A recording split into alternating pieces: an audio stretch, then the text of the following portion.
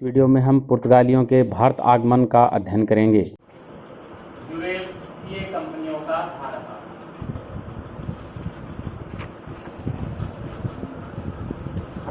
ठीक है, अब देखो अगर हम विश्व के मानचित्र की बात करते हैं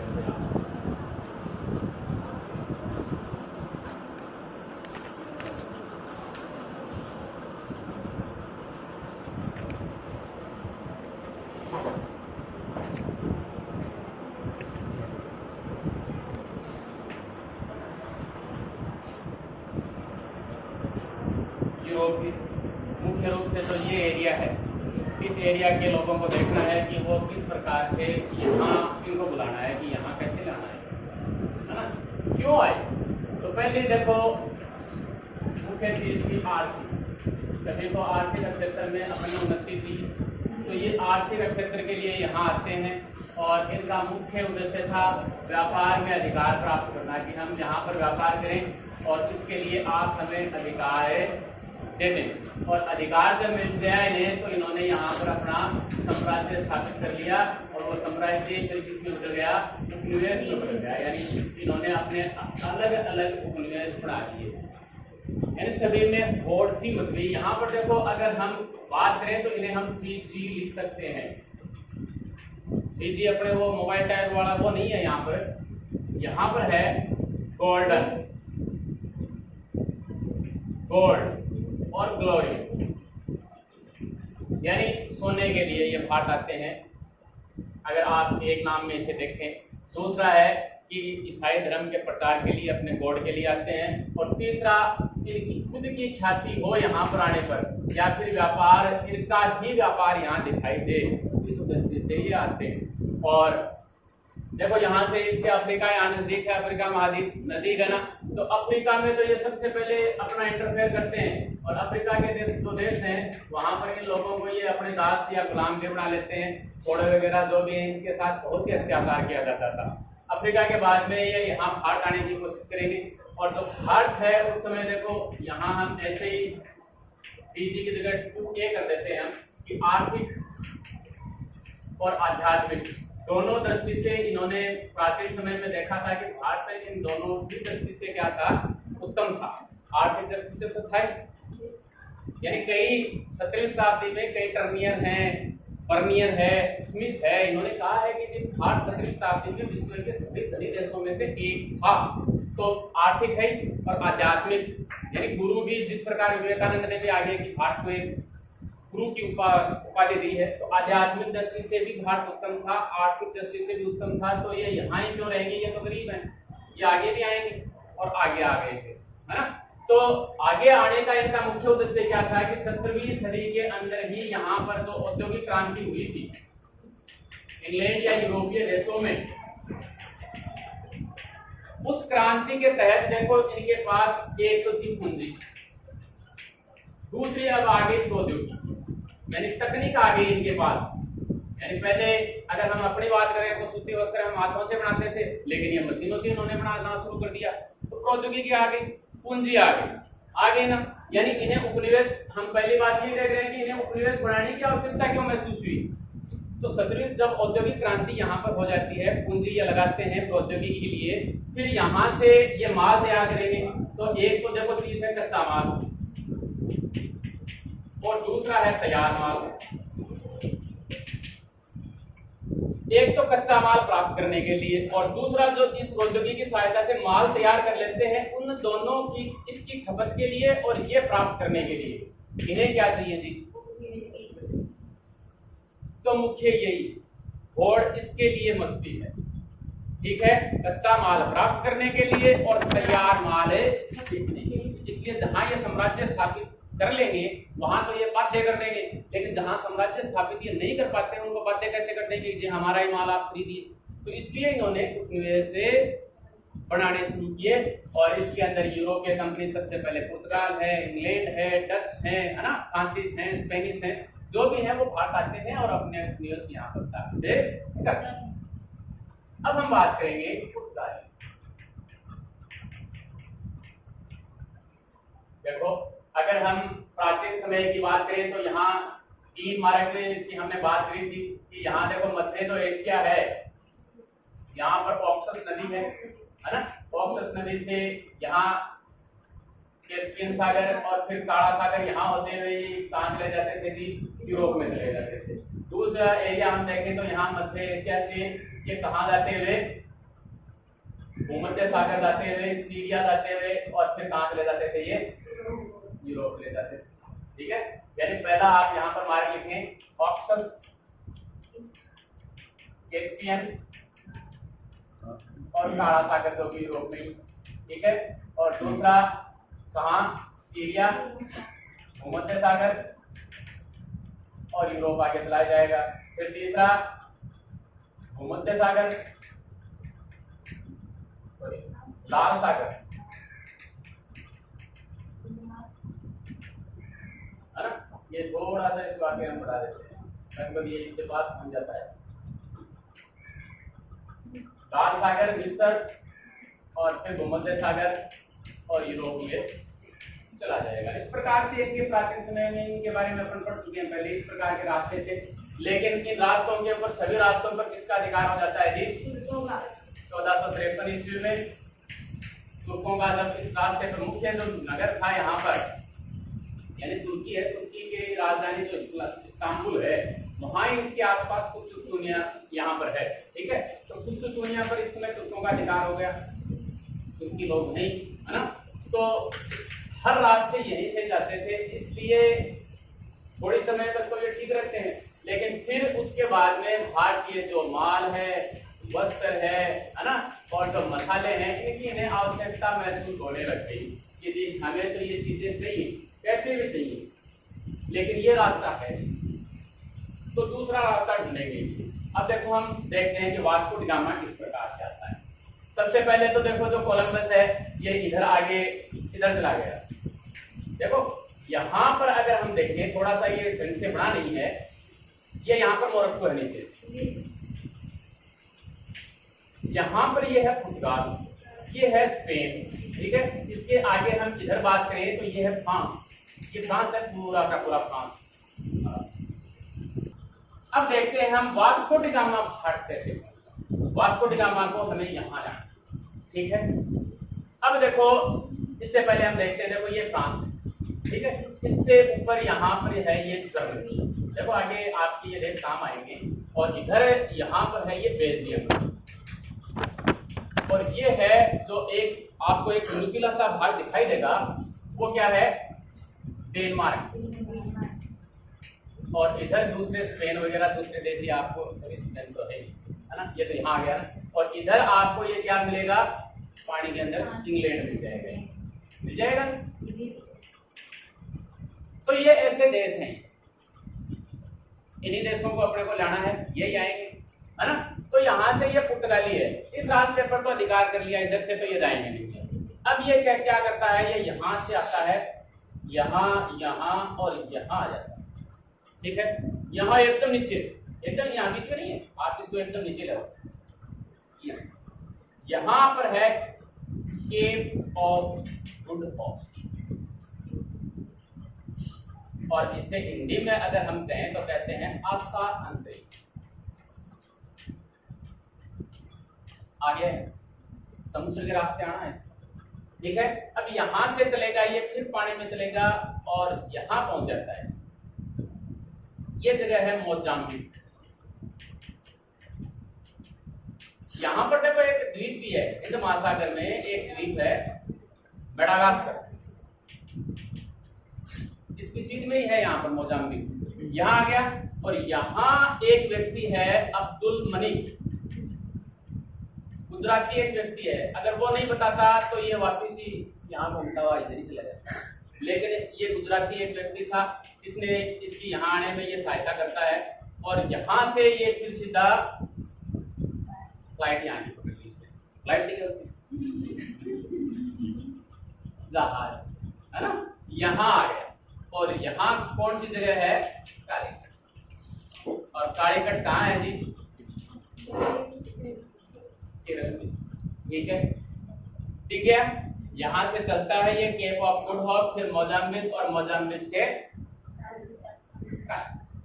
ठीक है, केरल में आ गया ये। और यहाँ का शासक था उस समय, उपाधि है ये, नाम नहीं है, जमोरिन। जमोरिन हिंदू उपाधि है, जमोरिन की, कालीकट। और वैसे बंदरगाह नहीं है कालीकट जगह का, बंदरगाह था कप्पकडाबू, नहीं याद रखना है, कालीकट याद रहे कोई बोलता है, ये बंदरगाह था। इस बंदरगाह पर यहाँ पर आता है कालीकट में, कप्पकडाबू, जमोरिन उपाधि है। राजा का नाम, राजा ये हिंदू राजा है। और यहाँ पर इस समय तक अरबी लोगों का प्रभाव ज्यादा था। अरबी लोगों ने यहाँ के जो हिंदू राजा थे उनको तंग कर, ठीक है। जैसे ही ये आता है तो जमोरिन राजी होता है, चलो इनसे भी हो सकता है हमारा आगे चलकर पीछा छूट जाए, ये ऐसा सोचता है। और इसका बहुत ही बढ़िया तरीके से वास्को डी गामा का ये स्वागत करता है। और ये कहते हैं कि थोड़े दिनों तक, 3 महीने तक लगभग यहाँ रहता है। और यहाँ से जब ये वापस जाता है तो इसका यात्रा व्यय घटाकर, जितना भी यात्रा में इसका खर्चा होता है उसको अगर हम घटा दें तो जो ये राशि लाया था उसका 60 गुना लाभांश इसे मिलता है। अब 1 रुपये आप लगाते हो, उसके 60, 10 लगाओ तो 600 मिलते हैं, ऐसा देखता है कि, लेकिन इसको अब देखो, इससे पहले देखो मैं एक चीज बताता हूँ वास्को डी गामा के बारे में कि वहां का जो प्रिंस था हेनरी, नेविगेटर के नाम से भी जाना जाता था। क्यों? क्योंकि नेविगेशन का मतलब है खोजों के लिए, समुद्री मार्ग से देशों की खोज। भारत की खोज नहीं की है, भारत के लिए इसने समुद्री मार्ग की खोज की। तो खोजों को उत्साहित करने वाला यहाँ वहां का राजकुमार था, ये राजा नहीं था, राजा वहां का था मैनुअल प्रथम। इसने कई यंत्र की भी, जैसे दिक्सूचक यंत्र यानी दिशा ये बताएगा, और नक्षत्र यंत्र, ऐसे यंत्रों का भी इसने समुद्र के रास्ते जाने के लिए इन यंत्रों का भी इसने आविष्कार करवाया ताकि आराम से हम समुद्र के रास्ते दूसरों देशों की खोजें कर सकें। ये इसका ही व्यक्ति था वास्को डी गामा, किसका? हाँ, अब वास्को डी गामा की थोड़ी सी बात और कर लेते हैं। यानी फिर 1502 ईस्वी में फिर वो भारत आता है, ठीक है। और फिर 1524 ईस्वी में वो भारत का वायसराय बनकर आता है, पुर्तगालियों की तरफ से भारत का वायसराय बन के आता है। और 1524 में यहीं पर इसकी मृत्यु हो जाती है और यहीं इसकी समाधि बनाती है।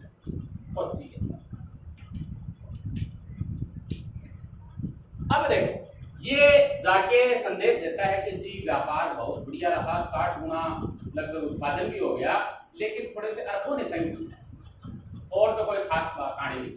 तो दूसरा एक व्यक्ति आता है, पेड्रो अल्वारेज कैप्रा, या अल्वारेज भी है, कहीं कहीं आप कहते हैं, वही नाम लिख देता हूं। ये व्यक्ति 1500 ईस्वी में 13 जहाज लेकर भारत आता है। और इसका 2 उद्देश्य थे कि एक तो धन तो कमाना ही कमाना है, यानी जो धन या सामग्री या भारतीय जो भी सामग्री है, यानी व्यापार तो करना ही करना है, ठीक है। और दूसरे जो अरबी लोग हैं उनको भी सबक सिखाना, क्योंकि वास्को डी गामा ने जाके कह दिया कि जी इस प्रकार की कहानी है कि सब कुछ ठीक रहा, लेकिन आते वक्त अरबियों ने मुझे बहुत सबक सिखाया। तो 13 जहाज लेकर उसमें अपने जो मुख्य सेना नायक जो भी है उनको लेता है और व्यापार करने के लिए 1500 ईस्वी के अंदर ये भारत आ जाता है। अब इससे पहले ये क्या करता है, यहाँ आके 2 राजा हैं, एक कोच्चि और दूसरा कन्नूर।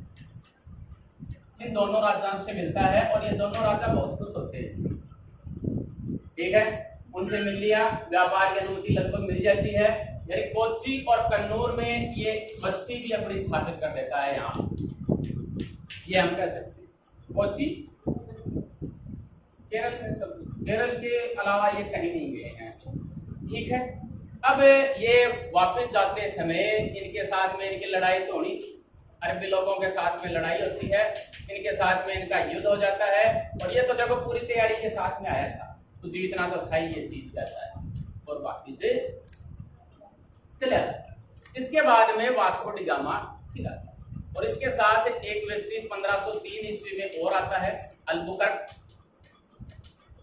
पूरा नाम भी हम पढ़ेंगे आगे चलकर, इसका क्या नाम है, अल्फांसो डी अल्बुकर्क, यहाँ मैं अल्बुकर्क लिखता हूँ, ये आता है। और ये दो जगह है ना, कोच्चि, कोच्चि के अंदर ये एक दुर्ग भी बनाता है, पहला इनका ध्रुव। यहाँ पर ये फैक्ट्रियां हैं, यानी इसके समय जो अल्बुकर्क माने या फिर वास्को डी गामा माने, इनके समय कोच्चि और कन्नूर में, यहाँ ये दो जगह हैं, यहाँ इन दो जगहों में फैक्ट्री भी यानी कारखाने भी ये स्थापित करते, ठीक है। ये चीजें हैं, अल्बुकर्क और वास्को डी गामा आया ना, दोबारा आए हैं, उस समय की बात है, कोच्चि में ध्रुव बन जाता है इसमें, ठीक है।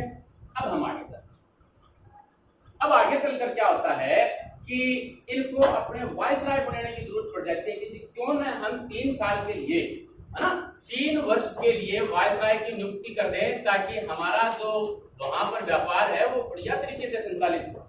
इसलिए एक व्यक्ति आएगा यहाँ पर,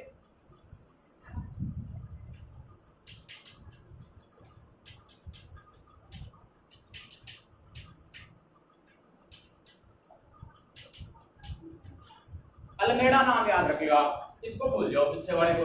और 1505 से 1509 तक ये भारत का वायसराय बन गया।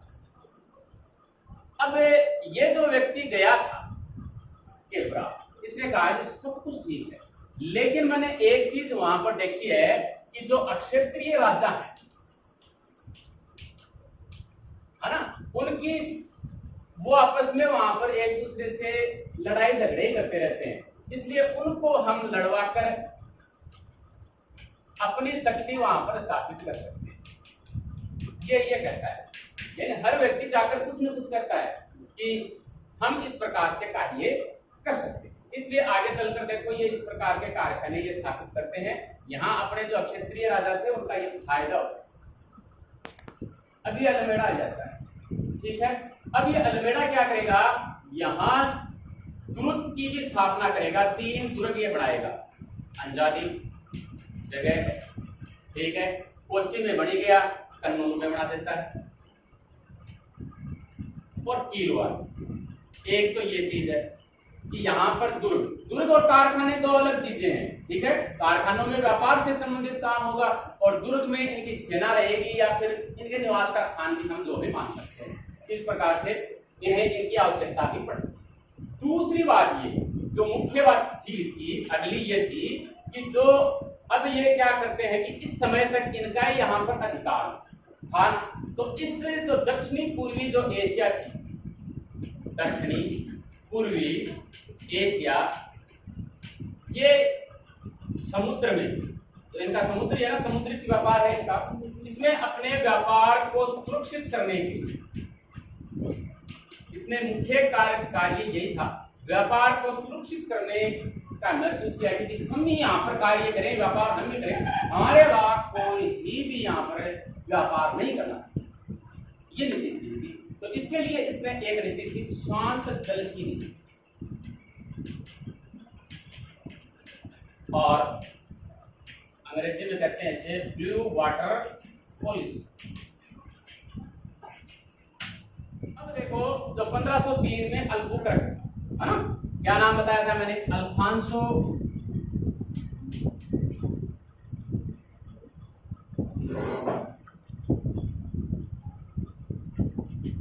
De Albuquerque. 1509 ईस्वी में ये वायसराय बन के आता है, और वहां से रहता है ये 1500, ठीक है। इसे कहते हैं वास्तविक संस्थापक, पुर्तगालियों का ये वास्तविक संस्थापक।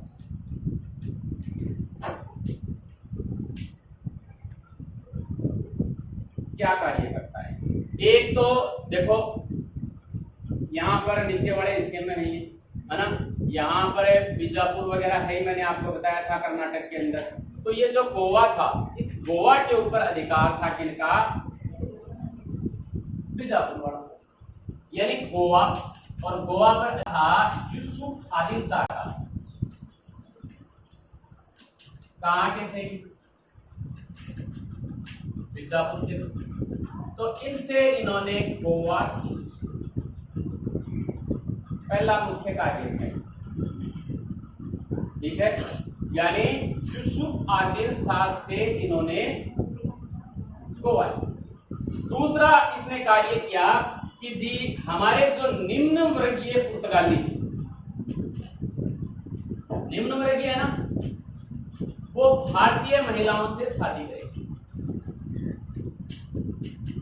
मतलब हमारी जनसंख्या यहाँ पर है, हम यानी हम यहाँ से जाने के लिए नहीं आए, हम तो ये है, ठीक है।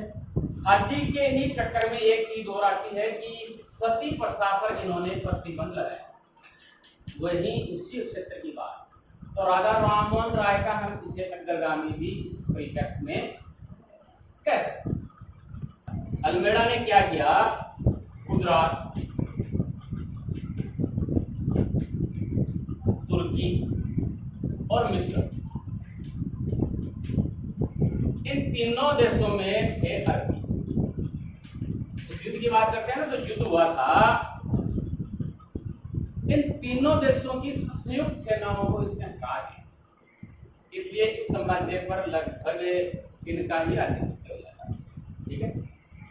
तो शादी करने के लिए सती प्रथा पर बैन की भाई कोई भी स्त्री है, उसका पति अगर मर गया है तो पुर्तगाली उनसे शादी कर लेगी, सती नहीं होना है, ठीक है। मेरे मुख्य हमें यहाँ पर क्या करना है?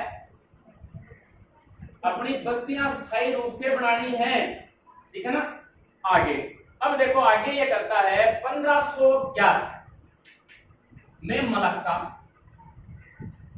और 1515 में हरमुज पर भी अधिकार कर देता। अब ये है कहाँ? मलक्का कहाँ है और हरमुज कहाँ है? तो मलक्का देखो, यहां अगर हम और आगे जाते हैं, इस प्रकार के टापू से आपको मिलेंगे इंडोनेशिया के अंदर मलक्का। स्पाइस देखो, इंडोनेशिया है, इंडोनेशिया को स्पाइस आइलैंड भी कहा जाता है।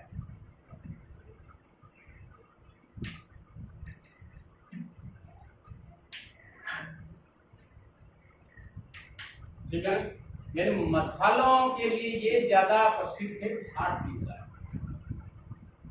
यहाँ इसके ऊपर ये अधिकार कर लेते हैं। देखो कहां से कहां चले जाते हैं, यहाँ पहुंचते, और हुरमुज कहाँ है? ये यहाँ है, फारस की खाड़ी।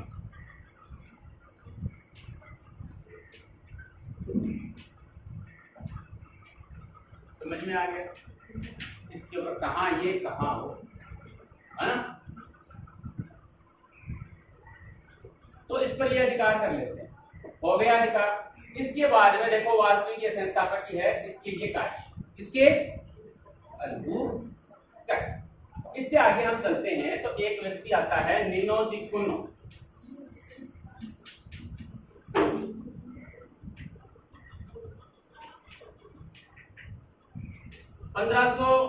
से 38 तक, बीच वाला नहीं है, ऐसे ही है। तो इसमें देखो वो भी आया था, वास्को डी गामा वायसराय बन के आया था, लेकिन कोई प्रसिद्ध कार्य नहीं किया, ठीक है। अब ये क्या करता है? एक तो कार्य करता है ये 1530 में, अब तक मुख्य इनका केंद्र था कोच्चि। कोच्चि में सबसे पहले ग्रुप बनाते हैं, और अब तक कोच्चि ही इनका प्रमुख स्थल था, प्रमुख दुर्ग था, और इसके स्थान पर ये 1530 में इसे बना देते हैं, ठीक है। एक तो ये करता है, और फिर करता है 1534 में ये बेसिन पर अधिकार कर लेता है, और 1535 में ये दीव पर अधिकार किया, ठीक है। अब बताऊं ये कहां है? देखो यहां जो बंबई है, यहां मान लीजिए बंबई जिस बंदरगाह पर बसी हुई है, सॉरी आइलैंड पर, उसका नाम है सालसेन। इससे जस्ट ऊपर जो गुजरात है गुजरात में क्या है, दीव ही गुजरात में है, दमन दीव वगैरह है, उनका तो आपको पता ही है ना। तो 1534 और 35 में ये यहाँ पर अधिकार कर लेता है। और मुख्य इनकी उपलब्धि है जो याद रखने वाली है कि गोवा को 1530 में ये अपनी राजधानी बना लेते हैं। ठीक है, अब देखो इससे आगे हम चलते हैं जोआ डी क्रिस्टो, और इसी समय का एक व्यक्ति है गार्सियो दी नरेना। 1538 ईस्वी में ये बनता है। ठीक है, और ये बहुत सारी चीजों पर अधिकार कर लेता है। सालसेट है, ठीक है, हुगली है, मद्रास है, सेंट थोमा है, क्लिकट है,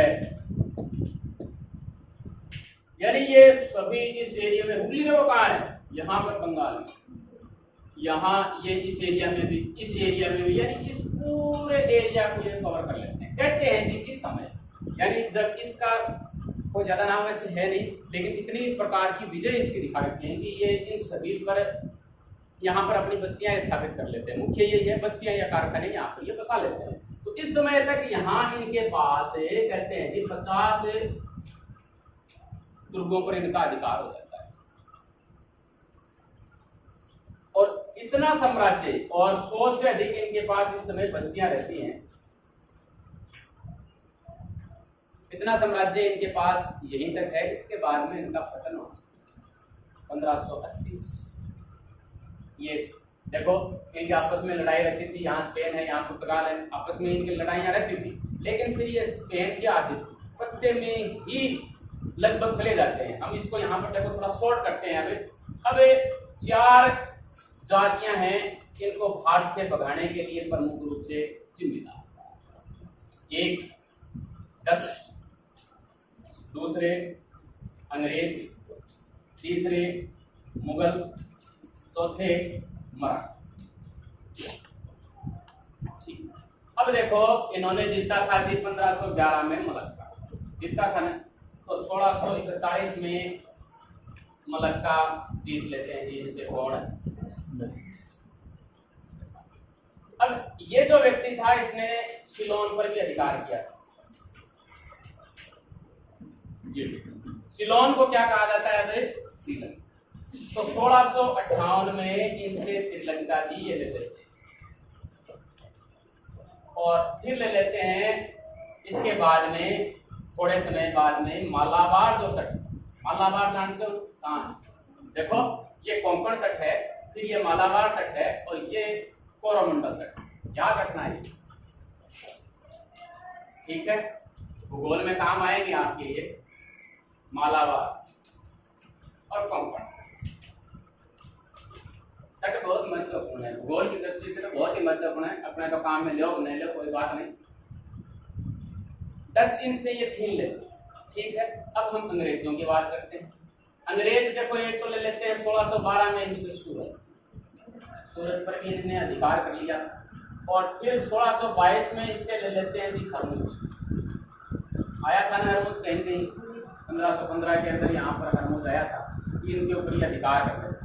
फिर अगर हम मुगलों की बात करें, मुगलों का थोड़ा सा चैप्टर में यहाँ लिख देता हूँ। मुगलों की बात करते हैं। ठीक है, मुगलों में देखो एक तो है अकबर और एक है शाह। अकबर से ये हुगली कहाँ है? पश्चिम बंगाल। हुगली में अपना व्यापारिक केंद्र स्थापित करने में सफल हो जाते हैं अकबर से सहायता, और शाहजहां से बंदेल में सहायता मांगकर अपना व्यापारिक केंद्र ये तो स्थापित कर लेते हैं। लेकिन आगे चलकर देखो इनका जो पतन के कारण है, पतन के कारणों में एक मुख्य कारण था लूटमार। ठीक है, और एक कारण था इनकी धार्मिक असहिष्णुता।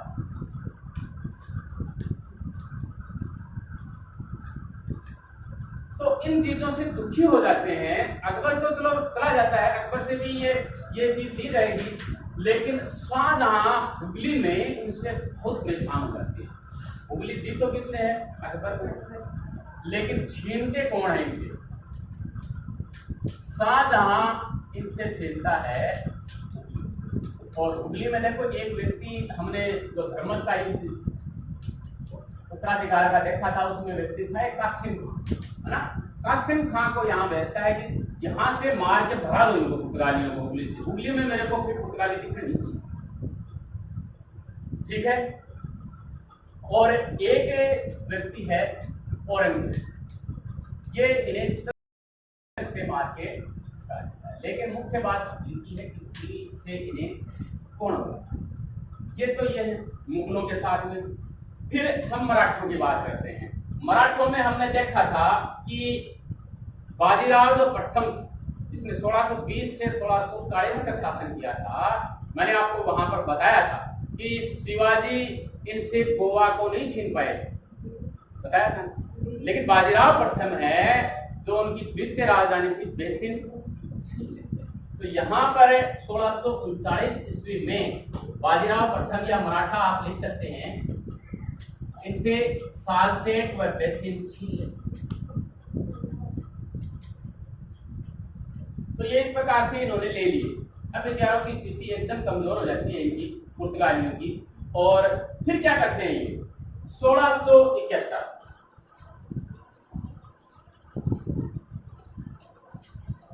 स्थिति बहुत कमजोर हो गई है इनकी, लगभग पर इनका अधिकार हो गया। देखो कोई समय जब इनके पास अधिकार वगैरह हो गए, तो मैंने आपको कहा था जो ये हिंद महासागर है, इस हिंद महासागर का नाम उस समय क्या हो गया था? पुर्तगाल सागर हो गया था। इतनी इनकी कुश्ती बोलने शुरू हो गई यहाँ पे। लेकिन अब अपनी स्थिति थोड़ी सी सुदृढ़ करने के लिए ये क्या करना चाहते हैं कि जो यहाँ पर जो इंग्लैंड था, है ना, इंग्लैंड का राजकुमार था चार्ल्स द्वितीय, और इनकी एक राजकुमारी थी कैथरीन ब्रेगेंजा। अंग्रेजों में भी पढ़ेंगे हम इनको कि हम हमारी राजकुमारी की शादी आपके राजकुमार चार्ल्स द्वितीय से करा देंगे और भारत में हमें आराम से व्यापार करने दो। अब देखो 1600 में जा रहे हैं और अंग्रेज स्थापित हो गए थे। 1600 में जाते जाते तो बहुत ज्यादा ये स्थापित हो गए थे और करवा दिया गया। और शादी करवाने के बाद में बंबई है वो दहेज के रूप में इनको दे दिया जाता है। तो बंबई भी देखो ऐसे हाथ से निकल जाता है, लेकिन फिर भी इनकी स्थिति सुदृढ़ नहीं होती। और ये इस प्रकार के कारण रहते हैं कि इनमें राजनीतिक दक्षता भी इनकी कमजोर थी। क्यों थी? क्योंकि राजा का प्रभुत्व, जो यहाँ का राजा था, उनका राजा का प्रभुत्व यहाँ पर ज्यादा हो जाता है इस कंपनी के अंदर। और इनके पास तकनीक भी ज्यादा नहीं थी, तकनीक की भी कमी थी, ठीक है। ये पतन के कारण है इनके। और अन्य जो कंपनियां आ जाती हैं, अन्य कंपनियों से प्रतिस्पर्धा इनकी रहती है और इनके अंदर ये फैल हो जाते हैं, इसलिए भारत में इनका पतन हो जाता है। एक दो चीजें हो रही है, देखो कार्टेशियन हम देखते हैं कि भारत में इन्होंने देखो एक तो तंबाकू इनके कारण ही भारत आई थी, ठीक है। और प्रिंटिंग प्रेस आप जो आज तक पढ़े हुए जो भी देखते हो वो सब इन्हीं की देन है, जो छप के आता है। और एक है स्थापत्य कला की गोथिक पद्धति, ये भी इन्हीं की देन है, ठीक है। तो भारतीयों को ये चीजें दी थी पुर्तगालियों ने। 1556 ईस्वी में पहला प्रिंटिंग प्रेस भारत के अंदर पुर्तगालियों की मदद से ही स्थापित हुआ था। तो ये है। और अब हम बात करते हैं इसकी कार्ड। ये परमिट था। कार्ड को क्या कहा जाता था? परमिट। और परमिट लेने के लिए आर्मेडा उनको बाध्य कर देते थे। इसका परमिट अर्थ है, इसका बाध्य अर्थ है। और काफिला का मतलब है समुद्र में संरक्षण, यानी जो अरब महासागर था या हिंद महासागर आप कुछ भी कहें, वहां पर अगर आपको व्यापार करना है तो आपको कार्ड लेना पड़ेगा। और कार्ड का मतलब था परमिट। और परमिट लेने के लिए आर्मेडा इनके पास एक सैन्य शक्ति थी, वो करती थी बातें, ठीक है। और अगर आपको इसमें हमारे से सुरक्षा भी चाहिए, जिस प्रकार मराठा चौथ लेते थे ना, वैसे आपको अगर सुरक्षा भी चाहिए तो आपको काफिला भी देना पड़ेगा। हम आपको सुरक्षा भी देंगे, वहां पर आपको कोई अतिथि नहीं कर सकेगा। तो ये पद्धति थी कार्ड, आर्मेडा, काफिला पद्धति। तीनों नाम समझ में आ गए। और स्वयं को छोड़कर अन्य को काली मिर्च और गोला बारूद है वो ले जाने की आजादी नहीं थी। ये चीजें इनका व्यापार इनकी अनुमति के बिना यानी होता ही नहीं था, अनुमति से भी नहीं होता था, सिर्फ पुर्तगाली ग्रे मिर्च, काली मिर्च और गोड़ा वाला। ठीक है, ये है कार्ड मतलब परमिट, बातें और समुद्र में संरक्षण। यानी छोटे व्यापारी बड़े होंगे वो तो अपनी सुरक्षा खुद कर लेंगे, लेकिन छोटे व्यापारियों को समुद्र में संरक्षण चाहिए, तो आपको कार्ड आर्मेडा काफिला पद्धति जो है उससे आपको संरक्षित किया गया। पुर्तगालियों की भारत के साथ व्यापार की ये कहानी यहीं समाप्त होती है।